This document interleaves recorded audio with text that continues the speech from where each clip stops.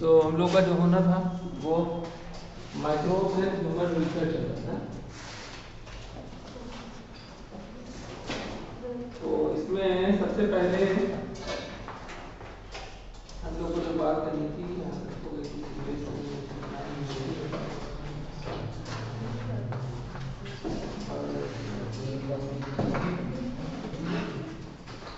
अब हम लोग को बात करनी है मैथनोजेंस। मैथनोजेंस तो उनको हम लोग कहते हैं मैथनोजेंस। मैथनोजेंस का मतलब होता है कि मेथेन प्रोड्यूसिंग बैक्टीरिया। तो मेथेन प्रोड्यूसिंग बैक्टीरिया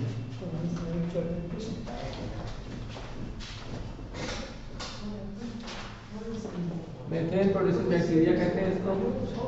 और इसमें जो हमारे यहाँ बुक में नाम मेंशन है मैथनोकोकस। मैथनोकोकस के बारे में ज़्यादा बताया गया है कि ये मेथेन को प्रोड्यूस करने वाला बैक्टीरिया है। तो मैथनोकोकस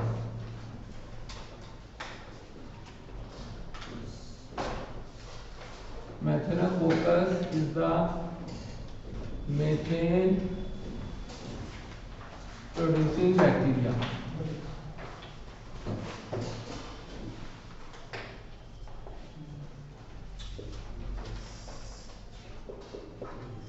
मेथेन प्रोड्यूसिंग बैक्टीरिया इसको हम लोग कहते हैं। दूसरी बात इसके अंदर क्या है कि बायोगैस का जो एसेंशियल कंपोनेंट है, मेन कंपोनेंट, वो होता है मीथेन। और ये मीथेन कहाँ कहाँ मीथेन प्रेजेंट होती है, आप पैदा होती है। एक तो एसटीपी में देख के आए आप लोग पिछले टाइम पे, दूसरा स्टमक। तो स्टमक ऑफ रूमिनेंट्स। रूमिनेंट्स का मतलब होता है जो क्वाड्रपेड्स होते हैं, चौपाई, इनकी बॉडी के, इनके स्टमक के अंदर र्यूमन होता है। स्टमक के 4 पार्ट होते हैं, र्यूमन, रेटिकुलम, ओमेसम, एबोमेसम। तो रूमिनेंट्स होते हैं, इनके अंदर मीथेन का प्रोडक्शन होता है और मीथेन प्रोड्यूसिंग बैक्टीरिया इसके अंदर प्रेजेंट होता है। दूसरी बात इसके अंदर क्या है कि मीथेन प्रोड्यूसिंग जो मीथेन प्रोड्यूस करते हैं, ये एनिमल डंग में भी मीथेन का फॉर्मेशन होता है, या एनिमल डंग में मीथेन प्रेजेंट होता है। एनिमल डंग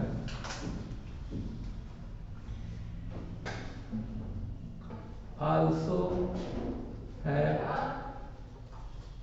मीथेन। तो एनिमल डंग में भी मीथेन का प्रोडक्शन होता है। दो बातें इसके अंदर हम लोग ने देख ली। इसके बाद एक बात और है इसके अंदर,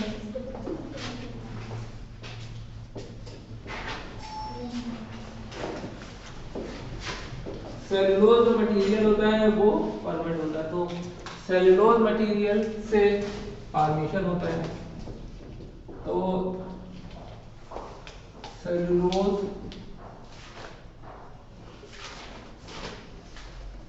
मटेरियल आर digested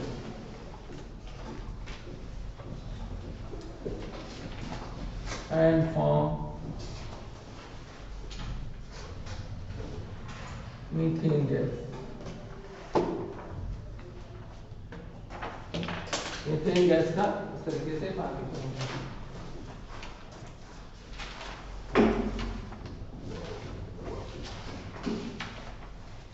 जैसे गोबर गैस के नाम से भी हम लोग जानते हैं, और मीथेन गैस का प्रोडक्शन का एक तरीका है, उसको हम लोग बनाने जा रहे हैं। तो मीथेन गैस का प्रोडक्शन कैसे होता है, उसका एक जो मेथड है वो हमारे यहाँ पूछा जाता है, गोबर गैस। तो मीथेन गैस जो है वो गोबर गैस के अंदर मीथेन होती है और इन्फ्लेमेबल होती है, और कुकिंग गैस की तरह इसका हम लोग यूज करते हैं, कुकिंग गैस की तरह। इसको नोट कर लीजिए, फिर आगे चलेंगे।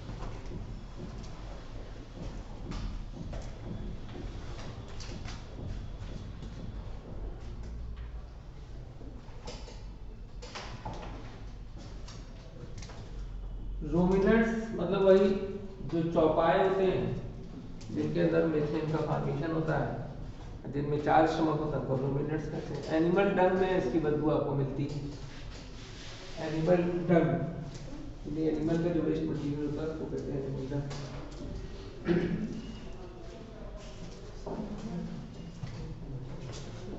इसके बाद हम लोग को जो है एक इंस्ट्रूमेंट बनाना है। इंस्ट्रूमेंट देखिए कुछ इस तरीके का, इस तरीके का एक टैंक होता है और टैंक जो है इसके अंदर यहाँ पर गोबर डाला जाता है, गोबर डाला जाता है। इसमें इस तरीके का एक पिस्टन लगा होता है।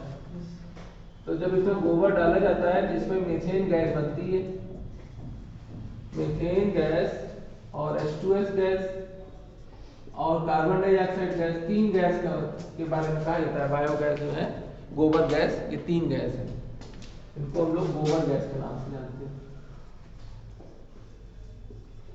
अब इसमें होता क्या है, एक कंक्रीट की एक ऐसी लेयर होती है जिसकी जो लगभग काफी ऊंची होती है, 6 से 10 फीट ऊंची वॉल्स होती है जिसमें गोबर को हम लोग रखते हैं। तो इसकी हाइट भी जो है आपके यहाँ पूछी जा सकती है कि इसमें 10 to 15 लिखा हुआ है, तो इसको अगर करेक्ट कर लें तो 10 to 15 भी बुक के हिसाब से ज़्यादा सही है। 10 to 15 हाइट इसकी होती है जो इंस्ट्रूमेंट होता है, और वॉल्स होती हैं। अब इसमें क्या है, कंटिन्यूअस यहाँ से गोबर इसके अंदर डाला जाता है। गोबर गैस बनी, इस पिस्टन को इसने ऊपर कर दिया, इस पिस्टन को ऊपर कर दिया। तो पिस्टन जब ऊपर हो गया तो इस जगह पे सब जो है वो मीथेन गैस भर गई और यहाँ से फिर उसको बाहर निकाल दिया। इस तरीके से यहाँ से गोबर गैस बाहर निकाल दिया।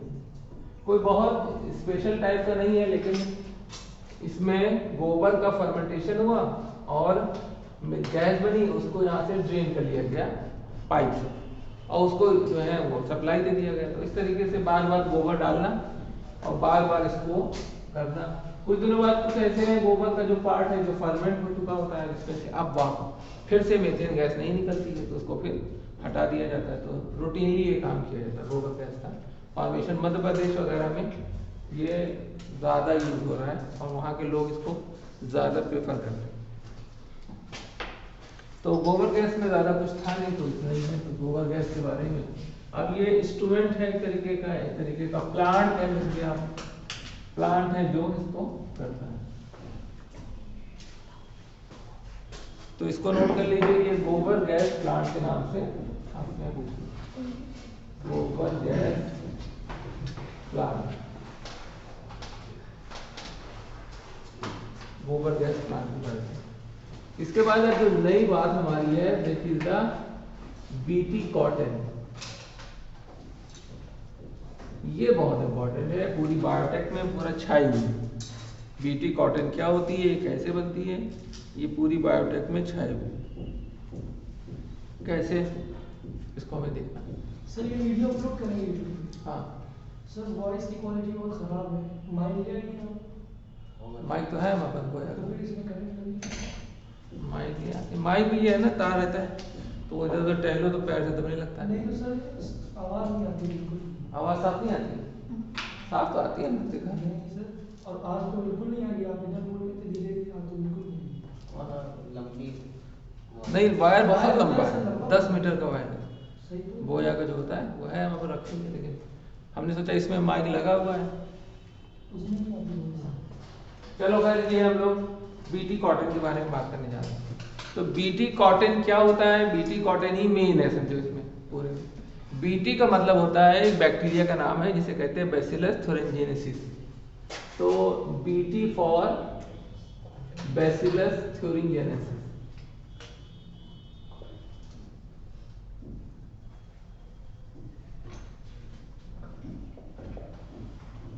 बैसिलस थुरिनजेनेसिस बैक्टीरिया होता है। इस बैक्टीरिया के बारे में ये पाया गया कि ये जो इंसेक्ट्स होते हैं जो हमारे जो है बागानों को, हमारी खेत को खा जाते हैं, डिस्ट्रॉय कर देते हैं। डिफरेंट टाइप के आपने देखा होगा कि कैटरपिलर होते हैं और डिफरेंट टाइप के ये जाते हैं, हमारी फसलों को पूरा विनाश कर देते हैं। और इनकी टिड्डी दल के नाम से भी देखा होगा, टिड्डी दल जाता है और सारा प्लांट के अंदर के सारे सब्सटेंस को खा पी के खत्म कर देता है। तो इनको कहते हैं पेस्ट, जो हमारे कल्टीवेशन को डिस्ट्रॉय करते हैं। अब पेस्ट कंट्रोल करने के लिए दो तरीके हैं, एक तो है केमिकल मींस, मतलब डिफरेंट टाइप के केमिकल सब्सटेंस को छिड़काव कर दिया, और केमिकल सब्सटेंस के छिड़काव करने से वो सारे जो पेस्ट थे वो मर गए। लेकिन उसमें प्रॉब्लम क्या है, पेस्ट के मर जाने में, पेस्ट तो मर जाएगा लेकिन वो जो आपने केमिकल डाला है वो आपकी सॉइल में हमेशा के लिए इम्बिल्ड हो जाएगा। और बार बार हर साल कल्टीवेशन तो बार बार करना है, हर साल आप कल्टीवेट करेंगे, हर साल डालेंगे वो सॉइल में भरता जाएगा। क्यों? क्योंकि वो जो हमारा इंसेक्टिसाइड होता है, जैसे डीडीटी का नाम सुना होगा आपने, वो इंसेक्टिसाइड जो होता है वो नॉन बायोडिग्रेडेबल होता है, यानी कि वो डिग्रेड होके वापस अपने कॉन्स्टिट्यूएंट में नहीं बदलता, तो नॉन बायोडिग्रेडेबल जो होता है, इसलिए उसको रिप्लेस करने के लिए साइंटिस्ट ने बायोपेस्टिसाइड्स के बारे में बात करी। बायोपेस्टिसाइड का मतलब होता है जैसे कोई एक माइक्रोब किसी एक कैटरपिलर को या सामान को मार दे या खत्म कर दे, तो कोई एक माइक्रोब किसी एक जो है वो पेस्ट को मारे या उसकी इंटेस्टाइन में चला जाए, छेद कर दे, पेस्ट मर जाए, ऐसा हो सकता है। और या फिर जो है उसके जाके उसके अंदर कोई भी डिजीज काज कर दे पेस्ट के अंदर, तो पेस्ट मर जाएगा, तो हमारा काम जो है आसान हो जाएगा, हमारी फसल जो डिस्ट्रॉय होते हैं वो नहीं हो पाएंगे। तो इसके लिए एक नया कॉन्सेप्ट बनाया गया जिसको कहते हैं बायोपेस्टिसाइड। तो बायोपेस्टिसाइड का एग्जाम्पल ही है ये, इसको हम लोग कहते हैं बैसिलस thuringiensis, इसको हम लोग कहते हैं बायोपेस्टिसाइड। तो पेस्ट यानी कि कीड़े जो आके हमारी फसलों को खाते हैं, और साइड का मतलब होता है किल करने वाले, तो बायोपेस्टिसाइड इसको हम लोग कहते हैं, इसे बैसिलस thuringiensis के नाम से। बहुत अच्छा है, इंपॉर्टेंट है। क्यों? क्योंकि बैसिलस thuringiensis के बैक्टीरिया को इन्होंने क्या किया, ग्रो कराया बाहर, और उसको पाउडर बना के फसलों पे खूब छिड़का। तो फसलों पे जब छिड़का तो देखा कि उस पे जो कीट पतंगे आते हैं वो सब को आ नहीं रहे थे, और जो आ रहे थे वो मर जा रहे थे। तो रिजल्ट बड़ा अच्छा मिला कि कीट पतंगों को हटाने के लिए बहुत दिक्कत आती है, अलग अलग केमिकल्स, वो भी कॉस्टली केमिकल्स। अब ये तो नेचुरल है, ये तो बहुत सस्ते में बन जाएगा, लेकिन जो केमिकल्स हैं वो एक बार डाल दिए गए तो, और फूड चेन में भी चल जाते हैं, जैसे डीडीटी है, डीडीटी अगर आप डाल दिया सॉइल में पहुंच गया, प्लांट के बॉडी के अंदर चला गया, वो प्लांट को हमने खाया, हमारी बॉडी के अंदर चला गया, फिर वो डेथ हुई हमारी तो जमीन में फिर चला गया, या किसी कीट ने खाया, उसके बाद मछली ने खाया, मछली को जिसने खाया, बर्ड को जिसने खाया, इस तरीके से ट्रांसफर होता रहता है। तो ये जो नॉन बायोडिग्रेडेबल होने की वजह से ये बहुत ही ट्रबलसोम है, जितने केमिकल पेस्टिसाइड। तो इनको रिप्लेस करने के लिए साइंटिस्ट बहुत तेजी से इसमें जुटे हुए हैं। उसमें से एक एग्जाम्पल बैसिलस thuringiensis का है। ये ऐसा बैक्टीरिया है कि जो इंसेक्ट अगर खा ले, इसको इंसेक्ट की बॉडी में चला जाए, तो ये एल्कलाइन मीडियम ढूंढेगा, जहाँ इंटेस्टाइन में उसकी एल्कलाइन मीडियम होगा, वहाँ जाके वो छेद कर देगा इंटेस्टाइन में, पेस्ट की इंटेस्टाइन में, और जब पेस्ट के इंटेस्टाइन में छेद कर देगा, पेस्ट किल हो जाएगा। इस तरीके से बहुत लगभग 14 टाइप ऑफ इंसेक्ट्स, जिसमें लेपिडेप्ट्रॉन, कोलियोप्ट्रॉन और डेप्ट्रॉन, ये 3 कैटेगरी है। इसके लगभग 14 टाइप के इंसेक्ट्स बड़ी आसानी से हमने रिमूव कर लिए थे, और बहुत अच्छा इसका एक्शन मिला, और खर्चा भी कम, और बायोडिग्रेडेबल भी है, बाई माइक्रोब है, ये तो प्रोटीन का बना होगा, ये तो डिस्ट्रॉय भी हो जाएगा आसानी से। तो इसके अंदर जो है, जो बीटी कॉटन होता है, इसके अंदर एक जीन होता है, उसको कहते हैं क्राइजीन। क्राइजीन जो होता है वो स्पेशल टाइप की एक प्रोटीन बनाता है, जिसकी वजह से इंसेक्ट की इंटेस्टाइन में छेद हो जाता है। तो क्राइजीन जो होता है ये एक प्रोटीन बनाता है, उस प्रोटीन का नाम है क्राइप्रोटीन। क्राइप्रोटीन ये जो है perforate the intestine of paste. अब जितने भी पेस्ट या इंसेक्ट जो हमारी फसलों को खाते हैं उनको हम लोग पेस्ट कहते हैं। तो परफोरेट कर देता है, उससे जो है एल्कलाइन मीडियम में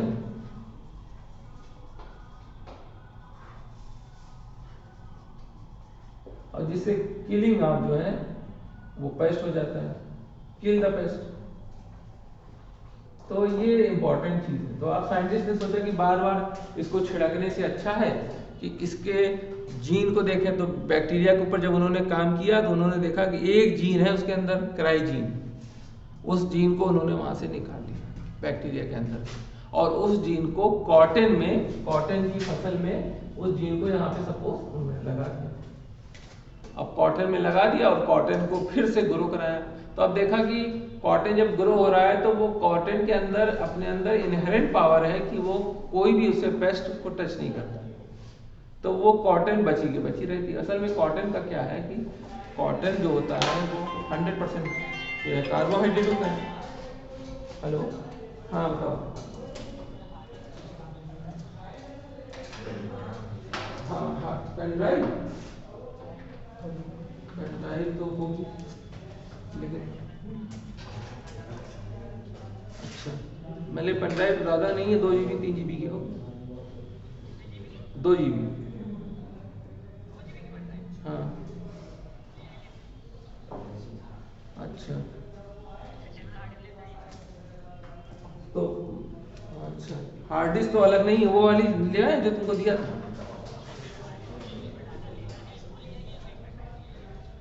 अच्छा, तो असल में आप क्लास में थे, थोड़ा 2 मिनट के लिए आ जाओ दे देंगे।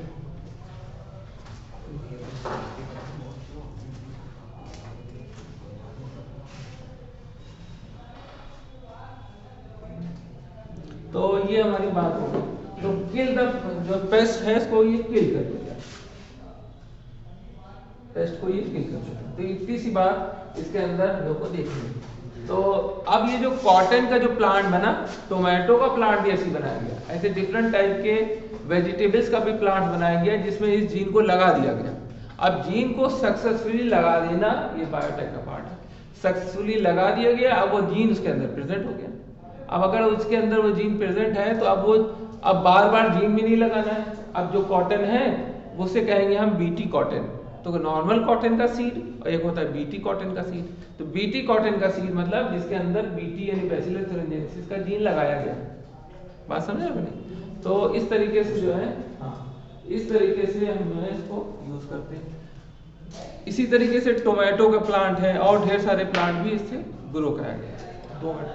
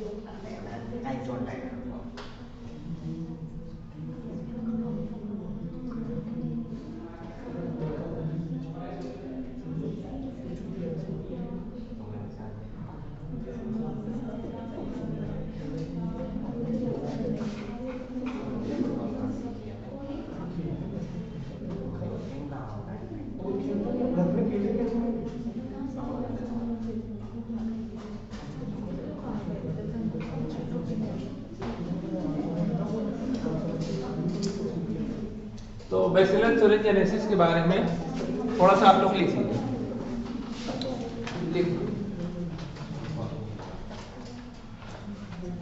इट इज एग्जाम्पल इसमें। अच्छा ये पहले बना लीजिए, थोड़ा सा बना हो गया। अब लिखिए bacillus thuringiensis is a bacteria. Bacillus thuringiensis is a bacteria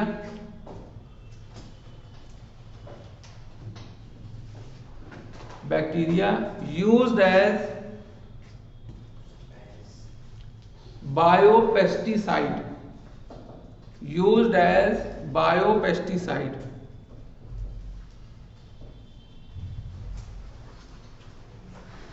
in which kill the pest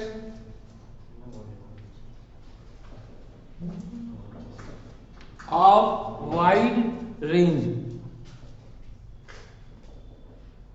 Kill the pest of wide range, such as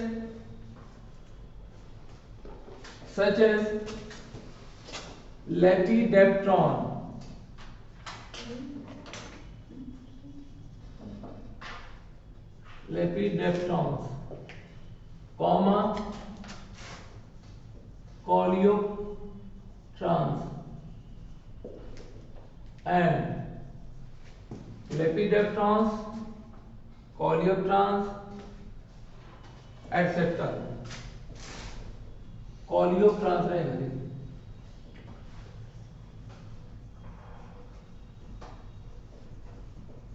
coleoptrans etc. coleoptrans ये कैटेगरी है, coleoptrans etc. Full stop. फिर लिखिए the gene of BT यानी bacillus thuringiensis, the gene of BT that is क्राइजीन,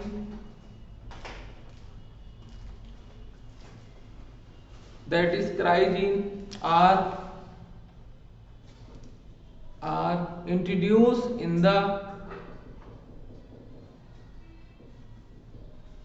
cotton,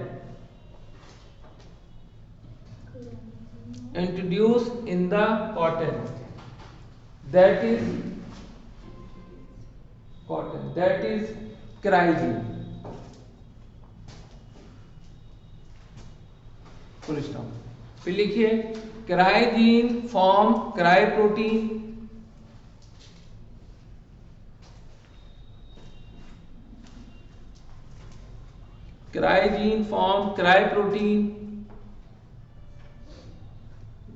which perforate the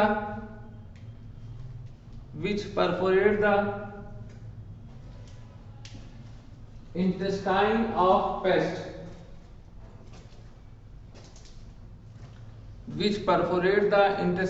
of pest, and causes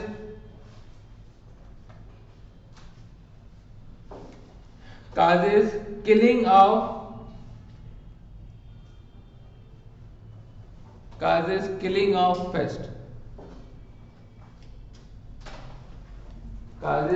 of pest. उससे वो जो paste की killing है वो हो जाती है।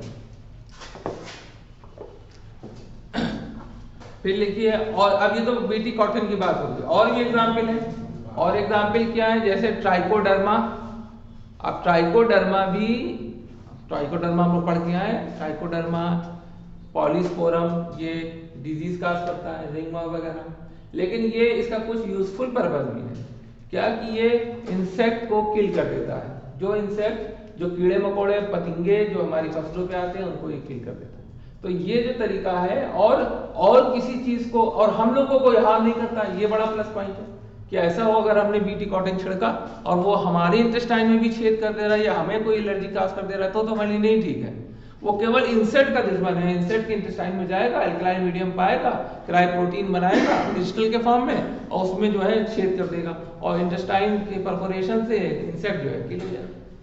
तो बहुत अच्छा तरीका देखा जाए। इसी तरीके का एक और है जो बायोसेफ पेस्टिसाइड की कैटेगरी है। The name of the another जो बायोपेस्टिसाइड इज द ट्राइकोडर्मा। तो लिखिए the another biopesticide named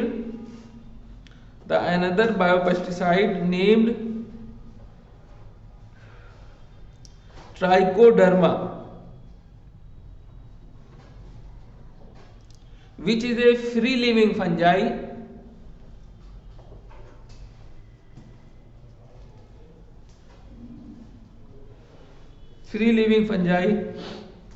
commonly found in root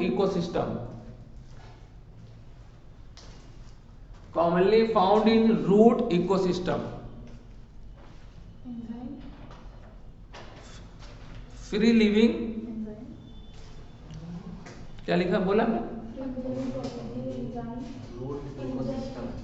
नहीं, उससे पहले क्या, it is a free living fungi, it is a free living fungi present in root ecosystem,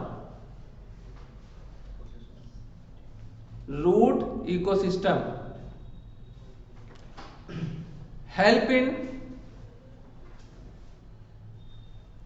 killing of various pathogenic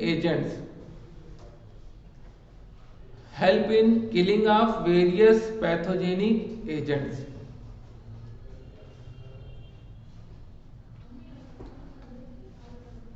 तो इसमें जो हमने ये लिखा है रूट इकोसिस्टम, उसको अंडरलाइन कर लीजिए, बहुत इंपॉर्टेंट है। ट्राइकोडर्मा एक फंजाई होती है जो रूट में मिलती है और पैथोजन को मारने के लिए ये रिस्पॉन्सिबल होती है। तो बहुत अच्छा जो है साइड इफेक्ट फ्री एक हमारा पेस्टिसाइड हमको मिला। इसके अलावा एक और है, इसको कहते हैं बैकुलो वायरस। तो देखिए another pesticide named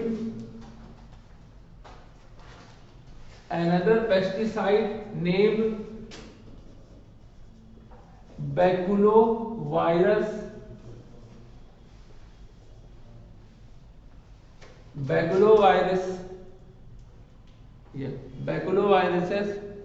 which is a polyhedrovirus,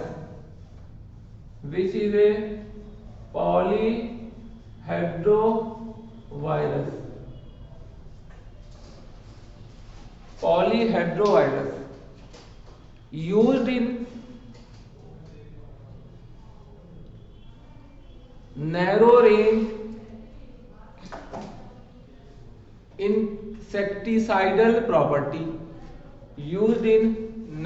range insecticidal property,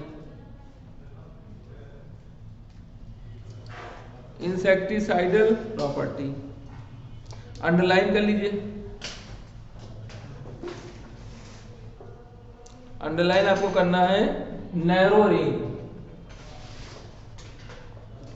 ठीक है, नैरो रेंज आपको याद रखना है, उसमें रूट इकोसिस्टम। तो नैरो रेंज और रूट इकोसिस्टम 2 पॉइंट्स आपके इसमें इंपॉर्टेंट, ठीक है। तो 3 तो कैटेगरी हम लोग ने देख ली, और भी है, जैसे लिखिए, जैसे कुछ ऐसे बीटल्स हैं, कीड़े मकोड़े पतंगे जो दूसरे को खा जाते हैं, जैसे लिखिए lady bird and dragon fly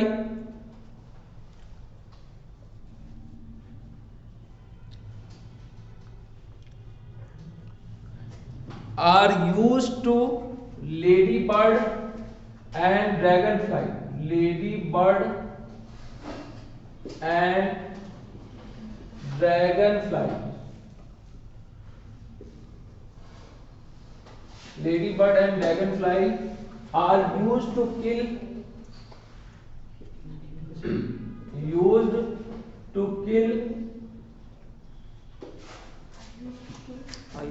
kill aphids and mosquitoes, used to kill aphids and mosquitoes,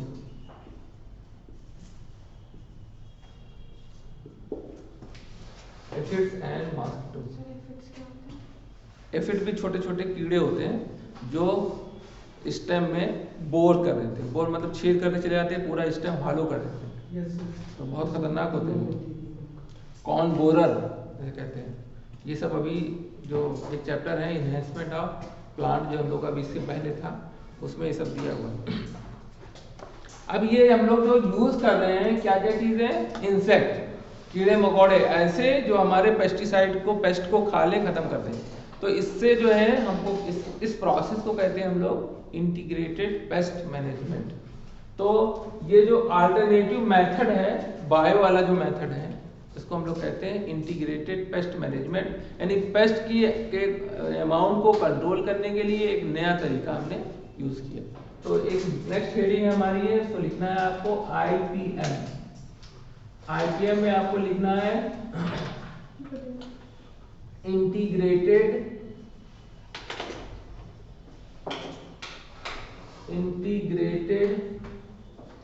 pest management.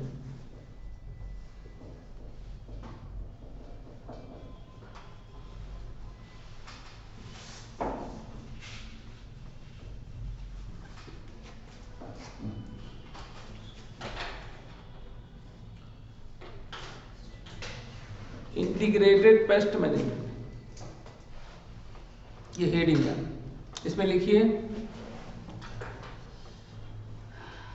Microbes and some other biocontrol agent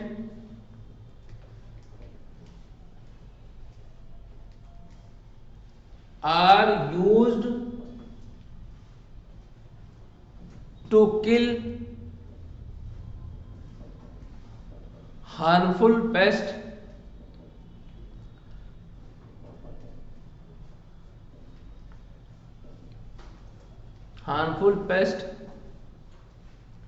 are studied in integrated pest management।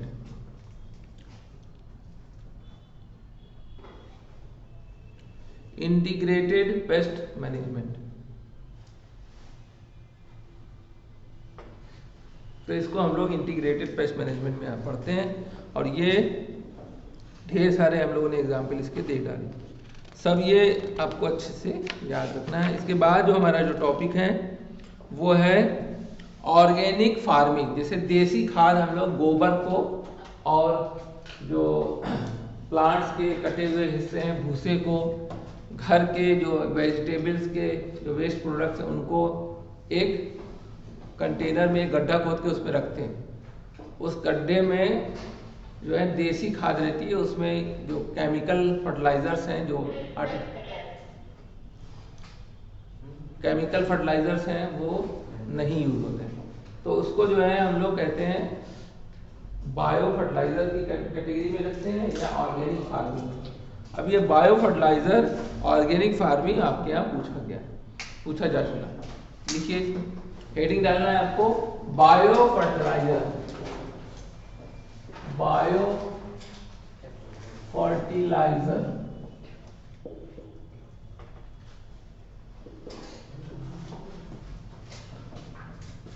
Bio fertiliser.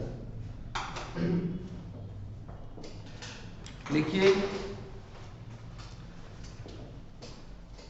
Chemical fertiliser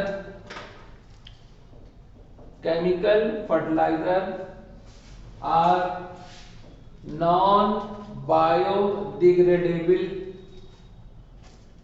Chemical fertilizer are non-biodegradable, become a part of soil, comma करके लिखिएगा, become a part of soil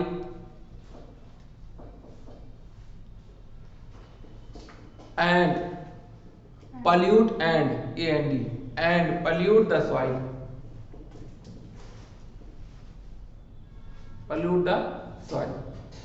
फिर लिखिए to replace the chemical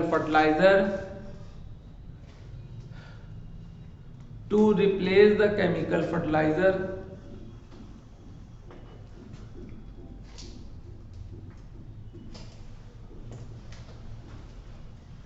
to replace the chemical fertilizer, we can use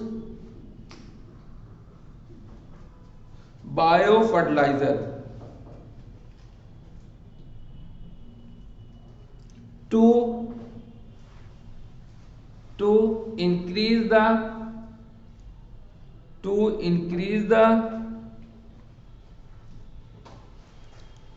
fertility of soil.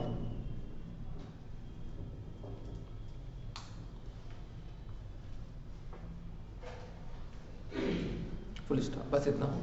इसके बाद और भी तरीके हैं। और भी तरीका क्या है, जैसे एक फंजाई होती है, उसका जीनस होता है ग्लोमस। वो फंजाई माइकोराइजल एसोसिएशन के फॉर्म में पाइनस के अंदर प्रेजेंट होती है। वो पाइनस की रूट में माइकोराइजल एसोसिएशन बना लेती है। ये एक एग्जाम्पल हो गया। दूसरा हम लोग राइजोबियम लेगुमिनोसोरम पढ़ के आ रहे हैं, वो रूट नोड्यूल के फॉर्म में, माइक्रोब तो वो भी है, रूट नोड्यूल के फॉर्म में उसके अंदर प्रेजेंट है, नाइट्रोजन का फिक्सेशन कर रहे हैं। तीसरा साइकस के अंदर कोरोलाइट रूट होती है, उसके अंदर भी जो ब्लूगिन एल्गी है, एनाबीना, नॉस्टॉक, वो सब उसके अंदर प्रेजेंट हो जाती हैं। तो वहां पर वो नाइट्रोजन का, फास्फोरस की सप्लाई इसको करती है। तो इस तरीके से ये सब तो ऑलरेडी चल ही रहा है, जो पहले से चल रहा है। इसके अलावा और भी इस मेथड को इम्प्रूव करने की जरूरत है, ताकि हम लोग हमेशा हमेशा के लिए केमिकल फर्टिलाइजर का यूज करना बंद कर दें। और बंद कर देंगे तो उससे हमें जो लाइफ लॉन्ग पॉल्यूशन काज हो जाता है, कभी खत्म ना होने वाला पॉल्यूशन सॉइल में इनबिल्ड हो जाता है, उसको हम प्रिवेंट कर सकते हैं। तो इसमें हम लोगों को जो दूसरा पॉइंट हमारा है, that is the mycorrhizal association. Mycorrhizal association काफी ज्यादा पूछा जाने वाला क्वेश्चन इसमें बनता है। और ये एसोसिएशन होता है हायर प्लांट का फंजाई के साथ। तो अलग अलग तरीके के एसोसिएशन भी हैं, जैसे एल्गी का फंजाई के साथ लाइकेन है, हायर प्लांट का जो है वो फंजाई के साथ माइकोराइजल है, बैक्टीरिया का लेग्यूम के साथ सिम्बायोटिक एसोसिएशन है। तो अलग अलग टाइप के एसोसिएशन हम लोग ऑलरेडी पढ़ते आ रहे हैं। तो ये जो एसोसिएशन है काफी यूनिक है। वजह क्या है कि इसमें माइकोराइजल एसोसिएशन इसको हम लोग कहते हैं,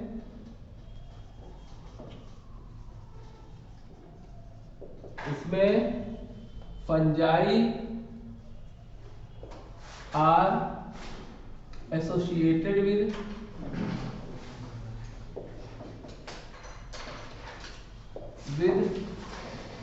हायर प्लांट। तो एक एग्जाम्पल इसका ये हो गया पाइनस वन, हायर प्लांट। तो जैसे पहला एग्जाम्पल देखते हैं हम, fungi of Glomus genus, fungi of Glomus genus have permanent association. ये बहुत बड़ी बात लिख रहे हैं, have permanent association with fungi of higher plant. Permanent का मतलब क्या होता है, परमानेंट एसोसिएशन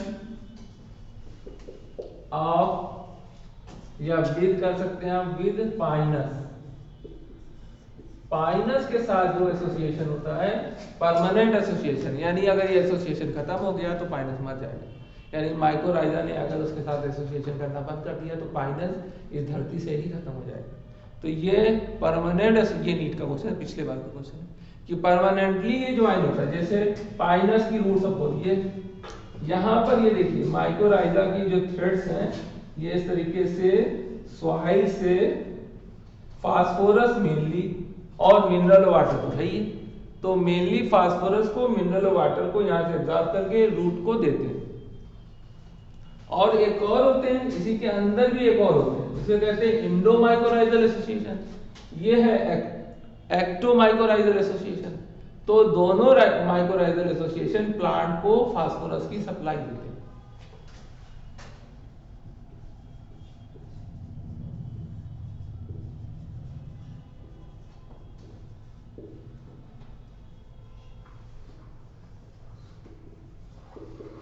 और ये है एक्टो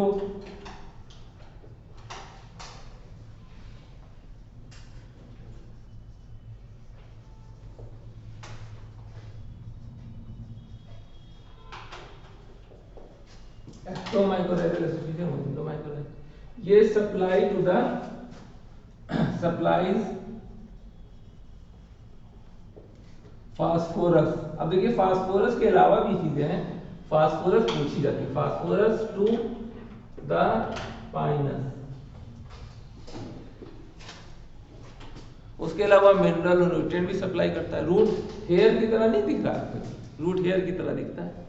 तो पहले इसको रूट हेयर ही लोग समझते थे, बाद में पता चला ये तो अलग चीज है, तो फंजाई है, ये जो है प्लांटी यानी मेन प्लांट है, जिम्नोस्पर्म। तो बाद में जब पता चला तब लोगों ने कहा कि ये तो एसोसिएशन है, फिर हटा के देखा तो देखा कि हटा गया तो इसके अंदर कमी हो गई और उसकी डेथ हो गई।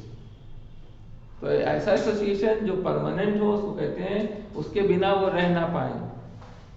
और एक और एसोसिएशन होता है जिसमें रह ले, और अगर मिल जाए तो और अच्छा, नहीं मिले तो भी रह ले।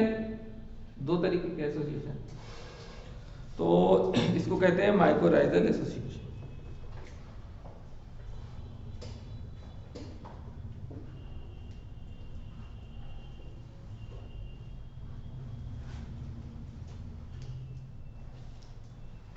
इसके बाद हमको कुछ बोलना है या नोट कर लीजिए, इसके बाद बोलना है वो लिख लेंगे।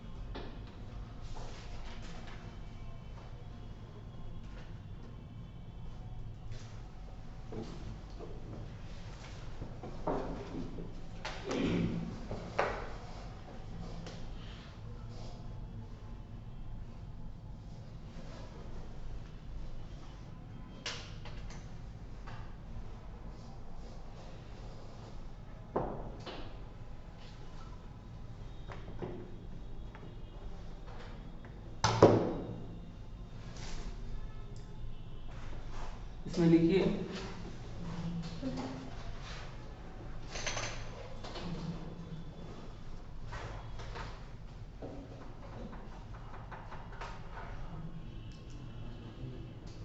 सच टाइप ऑफ एसोसिएशन, इसको बनाने के बाद लिखना, such type of association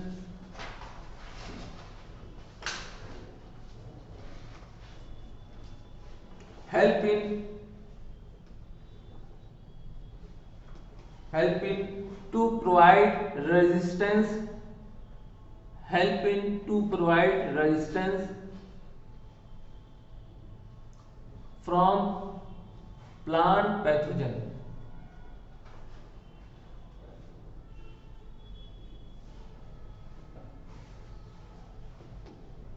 from plant pathogen।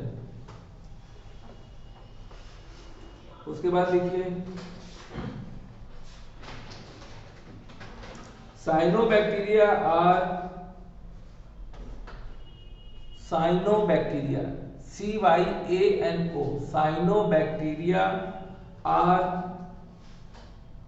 Autotrophic microbe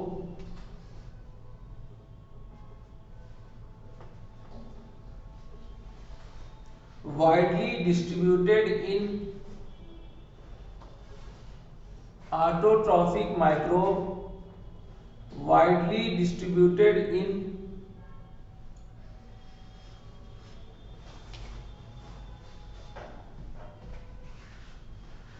aquatic and terrestrial environment. Aquatic and terrestrial environment.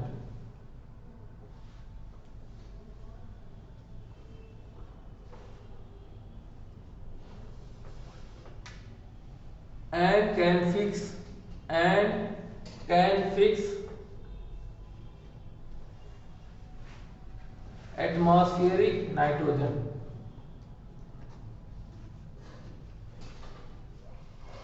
And can fix atmospheric nitrogen. Full stop. Some example of these type of blue-green algae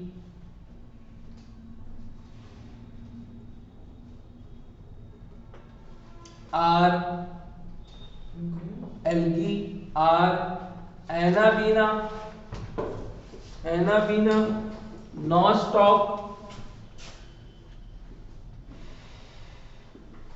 Anabaena, nostoc, and oscillatoria. Anabaena, nostoc, and oscillatoria.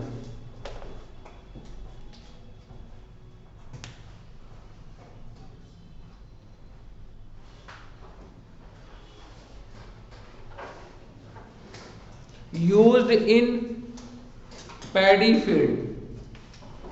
Used in paddy field. Used in paddy field.